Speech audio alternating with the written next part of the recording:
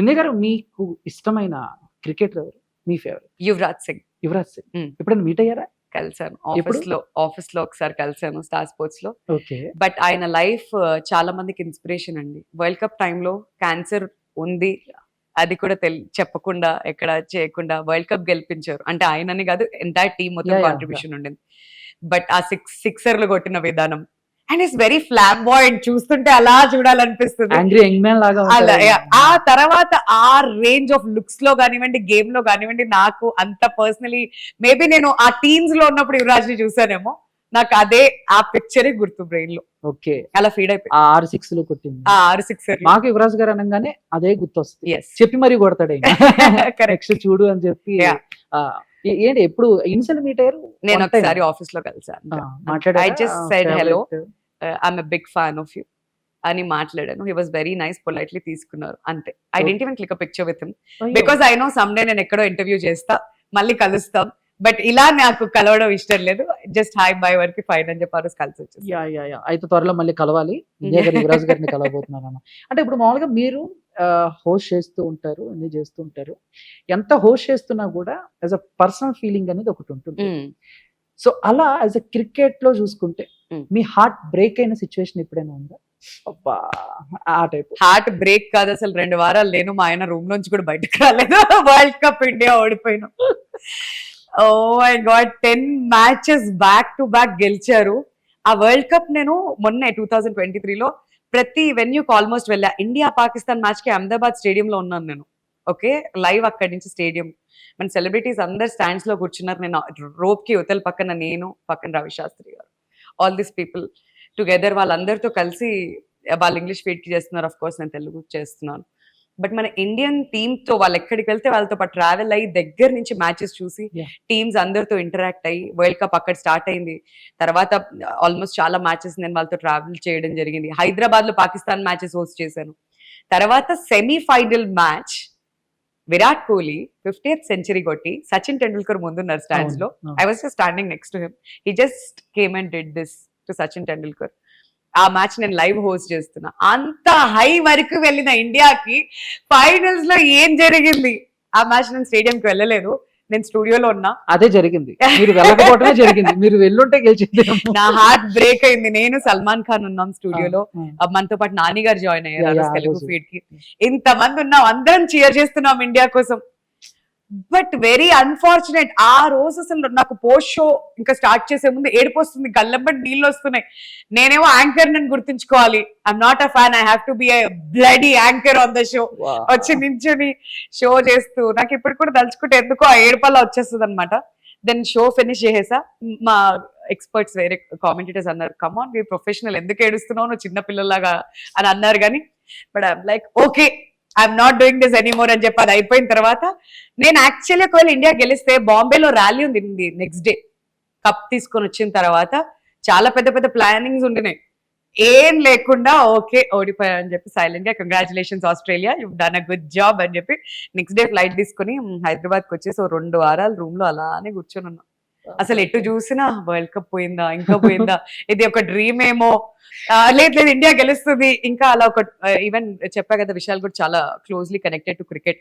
అక్కడ ఏమైనా జరిగితే మూడ్ స్వింగ్స్ వస్తూ ఉంటాయి. ఇంట్లో గెలిస్తే ఆ రోజు హైలో ఉంటాడు, ఓడిపోయింది ఆ రోజు ఇంట్లో అందరికి చుక్కలే. So even he was like 2 weeks మేము ఇద్దరం ఒకరినొకరు పట్టుకున్నా, అయ్యో ఇండియా ఓడిపోయిందా అందుకంటే పెద్ద heart break moment cricket fans కి, ఎస్పెషల్లీ ఇండియన్ క్రికెట్ ఫ్యాన్స్ కి ఉండనే ఉండదు. 10 మ్యాచెస్ ఇన్ రో గెలిచి, అది కూడా ఎలాంటి హైలో గెలిచాం అసలు మనం వరుసగా, ఒకదానికి మించి ఒకటి. ఓకే, దాని గురించి తక్కువ మాట్లాడుకుంటే అంత మంచిది. అంటే బేసిక్ గా మీరు సెలబ్రిటీస్ ని ఇంటర్వ్యూ చేస్తూ ఉంటారు, క్రికెటర్స్ తో ఇన్వాల్వ్ అవుతూ ఉంటారు, లైక్ ఇంటరాక్ట్ అవుతూ ఉంటారు. అంటే కొంతమంది మర్చిపోతారు, కొంతమంది గుర్తుపెట్టుకుంటారు. ఇప్పుడు ఫర్ ఎగ్జాంపుల్ నేను ఉన్నాను అనుకోండి, ఎక్కడ ప్రెస్ మీట్ లో చూస్తే చందు ఏంటి అని పలకరిస్తారు. అలా మిమ్మల్ని ఆ క్రికెట్ లో కానీ లేకపోతే ఈ ఇండస్ట్రీలో కానీ బాగా అలా విష్ చేసి దగ్గరికి వచ్చి కొంచెం క్లోజ్ గా మాట్లాడే సెలబ్రిటీస్ అందరికీ తెలుసు అండి. అంటే ఇప్పుడు ఆల్మోస్ట్ క్రికెట్ ఫ్రెటర్నిటీలో కూడా ప్రతి ఒక్కరికి తెలుసు. ఇప్పుడు నేను ఫర్ ఎగ్జాంపుల్ తెలుగు కామెంటరీకి వెళ్ళినా కానీ హర్ష భోగ్లే గారు వచ్చి మాట్లాడతారు, మురళీ కార్తిక్ వచ్చి మాట్లాడతారు, ఇర్ఫాన్ పఠాన్ వచ్చి మాట్లాడతారు, ఇంగ్లీష్ నుంచి బ్రయన్ లారా వచ్చి మాట్లాడతారు. ఆల్ యాంకర్స్ కూడా ఫ్రెండ్సే. ఇప్పుడు వచ్చే ప్రతి క్రికెటర్స్ తో కూడా ఫ్రెండ్షిప్ ఉంది. ఈవెన్ తెలుగులో వస్తే రాజ్ గారు, వేణు గారు, ఎంఎస్కే ప్రసాద్ గారు, తిరుమల శెట్టి సుమన్, ఇన్ఫాక్ట్ 2 IPLs హైదరాబాద్ ఫ్రాంచైజీలో గెలిచినప్పుడు is been a part of that. Deccan chargers నుంచి కానివ్వండి, సన్ రైజర్స్ హైదరాబాద్. సో అందరూ తెలుసు క్రికెట్ లో everybody will come and talk. నేను వెళ్ళి మాట్లాడినా వాళ్ళు మాట్లాడతారు. So I have that friendship with everybody in cricket. And మళ్ళీ గెటింగ్ బ్యాక్ టు మూవీస్ అంటే పలకరిస్తారు ఈవెంట్స్ లో కలిసినప్పుడు. కానీ ఎవరు ఏంటి అనేది నాకు పర్టికులర్లీ, బికాస్ నేను ఎవరికి అంత క్లోజ్ కాదు కాబట్టి ఈవెంట్స్ లో పలకరించే వరకు హాయ్ హలో అంటారు, అంతే, అంతవరకే. ఓకే. Yeah. బట్ వింధ్య గారు మీరు ఈవెంట్స్, మూవీ ఈవెంట్స్ చాలా తక్కువగా చేస్తూ ఉంటారు. మాకు ఎక్కువ చూస్తే సుమ గారు, లేకపోతే ఇంకా ఒక 2-3 కనిపిస్తూ ఉంటారు. మీరు చాలా రేర్. ఎక్కడో ఇయర్ లో ఒక 4 సినిమాలు లేకపోతే 3 సినిమాలకు మాకు కనిపిస్తూ ఉంటారు. అంటే రీసెంట్ గా కూడా ఒక 2-3 సినిమాలకి చూసి చాలా రోజుల తర్వాత వచ్చారు అన్నట్టు మేము ఫీల్ అయ్యాం. ఎందుకు అలా జరుగుతుంది అంటే ఏదైనా ఒక మూవీ లేకపోతే అప్రోచ్ అయ్యే విధానం నచ్చితే మీరు చేస్తారా, లేకపోతే బిజీగా? లేదండి, నేను 2018 ముందు వరకు, నేను బాంబేకి కంప్లీట్ గా మూవ్ అయ్యే ముందు వరకు నేను రెగ్యులర్ గా ఇక్కడ మూవీ ఈవెంట్స్ చేశాను. నేను ఇక్కడ నుంచి ఎప్పుడైతే బాంబే షిఫ్ట్ అయ్యానో మన శ్రేయాస్ మీడియా వాళ్ళకి they had an issue. They told me మీరు బాంబే వెళ్ళిపోతే ఎలా అండి, అదండి ఇదండి అని. బట్ నేను ఆ టైంలో స్పోర్ట్స్ కి ఎక్కువ ప్రిఫరెన్స్ ఇచ్చి అటు మూవ్ అయ్యాను. ఆ టైంలో మిగతా యాంకర్స్ కి మెల్లమెల్లగా ఆపర్చునిటీస్ ఇచ్చారు. బట్ ఏదేమైనప్పటికీ ఈవెంట్ టిల్ డేట్ ఏదైనా పెద్ద ఈవెంట్ ఉంది అని అంటే మాత్రం అది సుమా గారికే వెళ్తుంది ఆబ్వియస్లీ. ఇంకా వేరే యాంకర్స్ ఎవరు కన్సిడర్ చేయరు వాళ్ళు. సో సుమా గారికే వెళ్తుంది ఆటోమేటిక్ గా. ఇంకా మిగతా వచ్చిన మూవీస్ లోంచి ఓకే నాకు ఇది అయితే, నేను బాంబేకి వెళ్లే ముందు ఫర్ ఎగ్జాంపుల్ నేను ఒక సర్టన్ అమౌంట్, ఇప్పుడు ఒక 1 lakh అనుకున్నాం అనుకోండి, అంత చార్జ్ చేసాం అనుకోండి. నేను రిటర్న్ వచ్చేసరికి మరి ఇక్కడ ఏ యాంకర్స్ చేశారు ఎవరు చేశారు నాకు తెలియదు, కానీ దాంట్లో 10% కి పడిపోయింది ఇప్పుడు. సో నేను ఆ ప్రైస్ కి చేసి వెళ్ళానే, ఇప్పుడు మళ్ళీ వచ్చి నేను ఈ ప్రైస్ కి చేయాలా అనే ఒక క్వశ్చన్ మార్క్ తో కొన్ని రోజులు నేను చేయలేదు, ఈవెంట్సే చేయలేదు. ఇంకా ఇప్పుడు వస్తున్న కొత్త ట్రెండ్ ఏంటంటే, నేను కొంతమంది యాంకర్స్ ని ఎలాంటి రెమ్యూనరేషన్ లేకుండా నేను ఈవెంట్స్ చేస్తాను, నేను కనిపిస్తే చాలు అని కొంతమంది యాంకర్లు చేస్తున్నారు. సో వాళ్ళు చేస్తున్నప్పుడు వీళ్ళకేంటి, మాకు ఈవెంట్ వరకు నడిచిపోయిందా వాళ్ళతో చేయించేసుకుందాం అని వీళ్ళు ఉన్నారు. So I don't want to get in to that rat race. నాకు ఏదైనా ఒక ఈవెంట్ కరెక్ట్ గా అనిపించింది అది నేను చేయగలుగుతాను, మేబీ నేను అక్కడ ఫిట్ అవ్వగలుగుతాను, మనకి ఏదైనా కొంచెం ఇంపార్టెన్స్ ఉంది అని అనుకుంటే నేను చేద్దామని డిసైడ్ అయ్యా. లేదంటే let me just stay away from that. Okay. మీకు ఇవి మూవీ ఈవెంట్స్ చేయటం కష్టంగా అనిపిస్తుందా, లేకపోతే క్రికెట్ హోస్టింగ్ చేయడం కొంచెం? క్రికెటే కష్టం అండి.